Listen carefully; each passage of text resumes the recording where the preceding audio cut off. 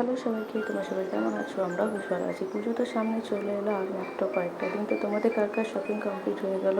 আমাদের কিন্তু এখনও কমপ্লিট হয়নি, তাই আমরা আজকে একটু শপিংয়ে যাবো। 25 সাল এখন রেডি হয়ে গেছে ব্যাগ ট্যাগ নিয়ে, ওই ব্যাগ নিয়ে যাবে।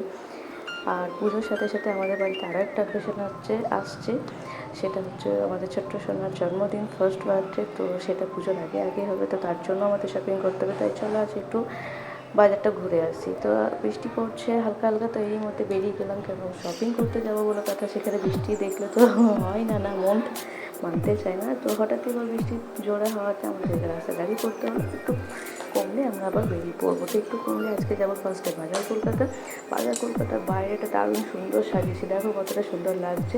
তো চলো ভেতরে যাওয়া যায়। ভেতরে প্রচুর নতুন নতুন কালেকশান এসছে, আর যেহেতু পুজো সামনেই, তো প্রচুর ভিড় হয়েছে। তো এদিকে আমরা ফার্স্টে কিছু শার্ট দেখছিলাম, তারই মধ্যে ওচিশা দুষ্টুমি করছে নিচে নামবার জন্য, একটু কান্নাকাটি করছে। আরও সব বাচ্চাদেরকে দেখছে যারা হাঁটাহাঁটি করছে।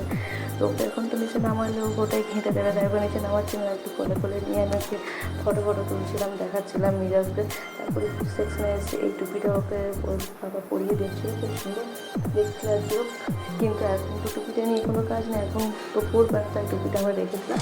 তারপর ওর জন্য ড্রেস দেখছিলাম, ওকে জিজ্ঞাসা করছিলাম এটা নিবি ওটা নিবি। ও কিন্তু তিনটে দিকে হাত দেখাচ্ছিল, আর যখন ওকে দেওয়া হলো ও ধরে নিচ্ছে। তো এটা আমরা নিয়ে নিই, এটা বেশ ওকে খুব একটা ভালো লাগছে না। তো আজকে অনেক কিছু কেনাকাটা করলাম, পরে তোমাদের সাথে একদিন শেয়ার করবো। আর আজকে সাথে প্রচুর নতুন নতুন দোকান খুলেছে, ইচ্ছা আছে সেই দোকানগুলোতে যাওয়ার। তো আজকে চলো বাড়ি যাই, আজকের জন্য এইটুকুই। তারপর সাথে কমেন্টে জানিয়ে আর নতুন ড্রেস কি শাড়ি আছে সেটাও কিন্তু আমাদের জন্য। চলো আজকে